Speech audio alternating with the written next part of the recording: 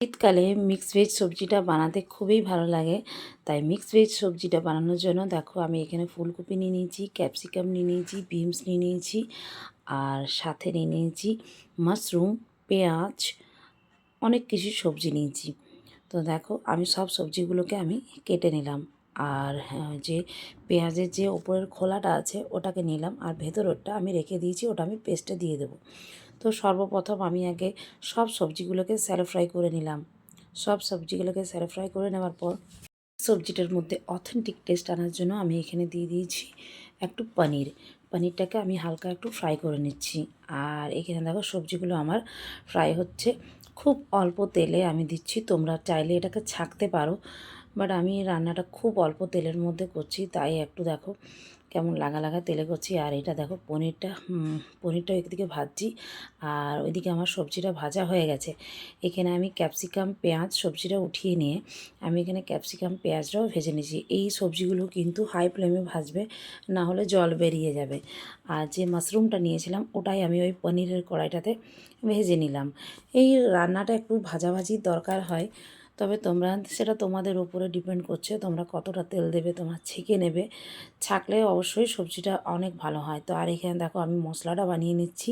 মশলাটা বানানোর জন্য আমি এখানে পেঁয়াজ, রসুন নিয়ে নিয়েছি, কাঁচা লঙ্কা, আর দেখো ওই তেলের মধ্যে অল্প একটু আমি বাটার দিয়ে যে দেখালাম পেঁয়াজ, আদা, রসুন, সেটার আমি একটা পেস্ট বানিয়ে নিয়ে দিয়ে দিলাম।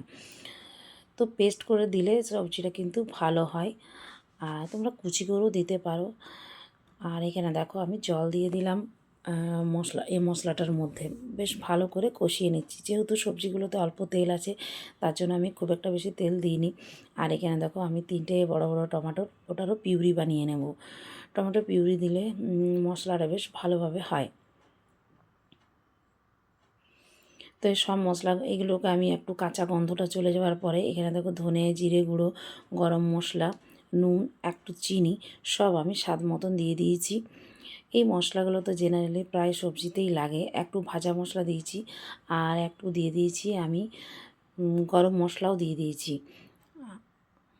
সব মশলাগুলোকে ভালো করে কষিয়ে নেবার পর এর মধ্যে আমি একটু দুধ প্লাস সর দিয়ে দিলাম, 2 চামচের মতন দিয়েছি। সব সময় কেনার দরকার নেই, আমাদের বাড়িতে যেগুলো থাকে সেগুলো দিলেই হয়ে যায়, বাড়ির জিনিস দিই। আর এখানে দেখো মটরশুঁটিটা আমি এটার মধ্যেই দিয়ে দিলাম। মটরশুঁটিটা দিয়ে বেশ ভালো করে আমি কষিয়ে নিচ্ছি। মটরশুঁটিগুলো ভাজিনি, মটরশুঁটিগুলো ভাজতে গেলে কেমন হয়ে যায়, তার জন্য মটরশুঁটিগুলো ভাজিনি। আর দেখো এই সেই মশলাগুলো ভাজা হয়েছিল, যেই একটু তেল ছেড়ে দিয়েছে মশলাটার মধ্যে, আমি এইগুলো দিয়ে কষিয়ে নেব ভালো করে। এমনিতে দেখবে ফুলকপি খেতে কেউ চায় না, কিন্তু মিক্স সবজির মধ্যে দিলে বেশ ভালোই লাগে। সবজিটা কিন্তু খুব টেস্টি হয়েছিল। আর যখন দেখলাম প্রায় হয়ে এসছে, তখন এর মধ্যে আমি দিয়ে দিলাম একটু কসুরি মেথি দিয়ে দিলাম। তো দেখো আমার কেমন হলো সবজিটা। তো এতক্ষণ দেখার জন্য অনেক অনেক ধন্যবাদ। Thank you so much watching my video.